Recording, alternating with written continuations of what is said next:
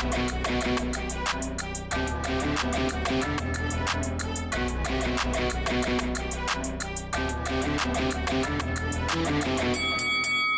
guys, welcome to Boxing Squared for boxing news and views from around the internet. And another heavyweight news and notes mashup video today. And bear in mind, a couple of these stories a few days old, a little bit of moss on them, but I wanted to touch on them. And what we'll start first with is Top Rank, the co-promoter for Tyson Fury, wants to keep Fury active, and they're aiming for the first quarter of 2022. So the Top Rank president, Todd DeBuff, says it makes a lot of sense. We're working hand in hand with Tyson for his homecoming. Tyson said to us, I want to fight by March. He really doesn't care who he fights. We're targeting keeping him in the ring. We could do a fight in the UK in the first quarter of next year, and Dillian Whyte is a terrific fight. We want to get a date done and get him in the ring as quickly as possible.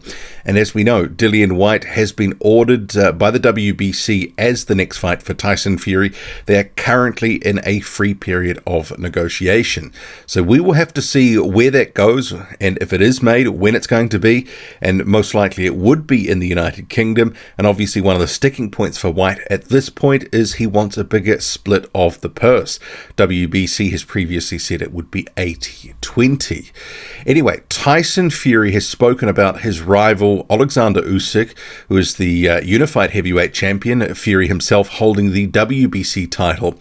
But of Usyk, who he did come face to face with just a week ago at the Lomachenko Comey card, and Bob Arum was there, 90th birthday, those two, and you can see here a couple of shots from that night. But Fury believes that Usyk will beat Anthony Joshua again when they do have his rematch, saying he'll beat Joshua in the rematch, probably knock him out this time.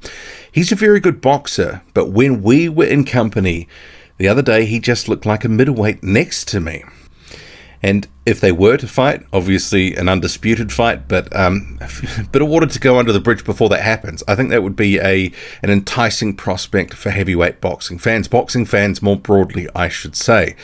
But obviously not heaping a whole bunch of praise on Usyk there, but he must believe he's a decent test. But I think Tyson Fury against Oleksandr Usyk, I think people would look at that fight, very interesting matchup, and I think people would lean towards Fury at this point, a lot of people at least, but it's not a foregone conclusion. And it's no surprise Tyson Fury's not waxing lyrical about Usyk at this point, because normally what he does is downplay his opponents before a fight and then talk them up after. Meanwhile, Dave Allen has weighed in on a potential fight between the pair, saying that I believe the only man that is capable of beating Oleksandr Usyk is Tyson Fury, and the only man capable of beating Tyson Fury is Oleksandr Usyk. So for me, it'd be the best heavyweight fight probably since Muhammad Ali versus Joe Frazier.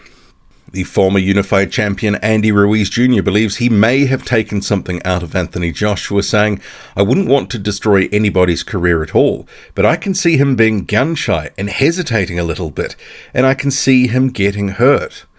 Maybe he's a little scared of getting hurt because he doesn't want the same thing happening. It's normal for fighters, and I think he needs to get his confidence back. I wouldn't say I ruined him. I wouldn't want to ruin anybody's career. He is hesitating. He's thinking too much instead of going in there and being that dog that he is. And that was Ruiz Jr. talking to Brian Custer on the Last Stand podcast. And obviously Ruiz famously upset Anthony Joshua in mid-2019, taking the belts from him at the time, but then losing them 6 months later in a rematch. Meanwhile, the WBC president, Mauricio Suleiman, has weighed in on a potential fight between Andy Ruiz Jr. and Deontay Wilder, saying Wilder-Ruiz is perhaps the most interesting non-title fight right now. Wilder is an explosive boxer. Andy Ruiz Jr. is a Mexican fighter, having achieved one of the great upsets in the history of heavyweight boxing, and the great traction he has with Mexican fans is great. I would love to see him here in Mexico. And if that fight gets made, it probably is one of the biggest fights in boxing that is outside of a title fight. Both big names, both with PBC at this point. It seems like a matchup that would be easy to make, and obviously I think would do relatively well with fans as well, because it is an intriguing fight. Joyce is not going to be out early in 2022 as expected because he's injured. So you may have seen on social media or seen around that Joyce and Frank Warren were pitching that an announcement was coming soon. So an announcement about an announcement, but that announcement has been cancelled because, as you can see here, Joyce announcement, unfortunately, due to an injury suffered by Joyce, the announcement next week of Joe's next fight has been postponed. We wish the Juggernaut a speedy recovery.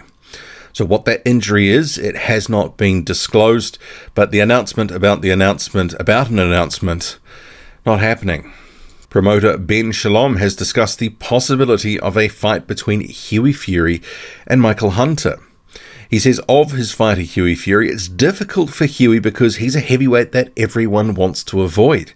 Hunter's been talking up that fight. He likes the fight, but I don't think it's a fight that anyone is begging for.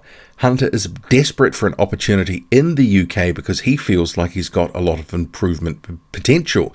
Hughie is a tough operator and a lot younger than Hunter. This is definitely a fight that we are looking at for Hughie. Ben Shalom there of Boxer, who obviously puts on cards for Sky these days.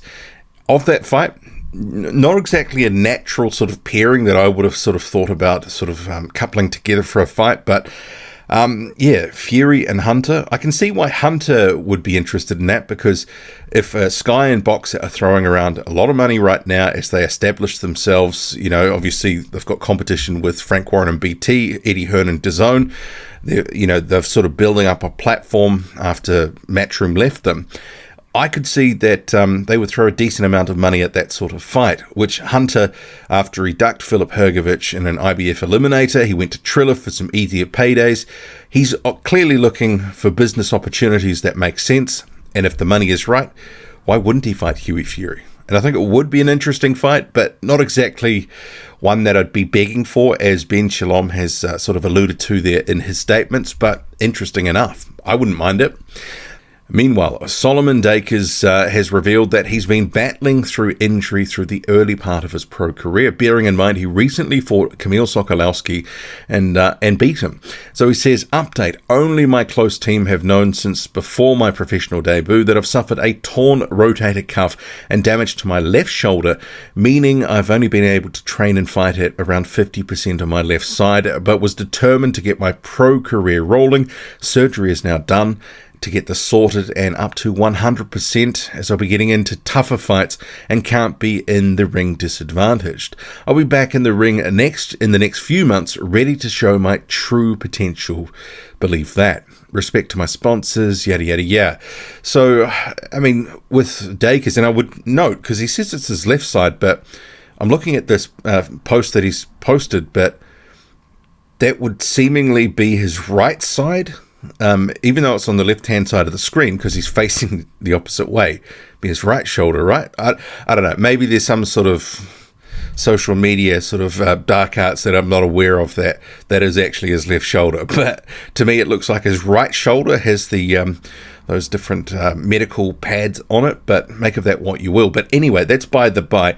I guess I would say, and I said this on Twitter when I posted this update from Dacres, I think that makes his win against Kamil Sokolowski look even more impressive, because overall he controlled that fight with relative ease and outpointed Sokolowski pretty comfortably enough.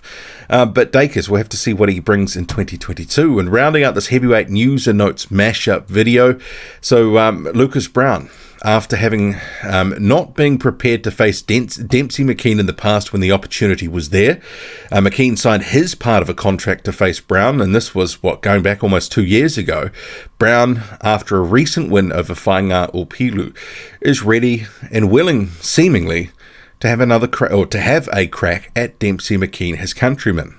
One thing I am chasing at the moment is through Angelo DiCarlo is chasing Dempsey McKean, which will probably be on a Matchroom show in the UK. So that'll be a great fight. So myself and Dempsey in the UK, in front of a big UK audience, and on a Matchroom show. So two Aussies going out overseas, which would be great. So he's been doing great things, sparring different people, and being in America, UK, all that sort of stuff, sparring different people, doing well. So very big congratulations to Dempsey for doing that, for taking the plunge and going overseas. Well done.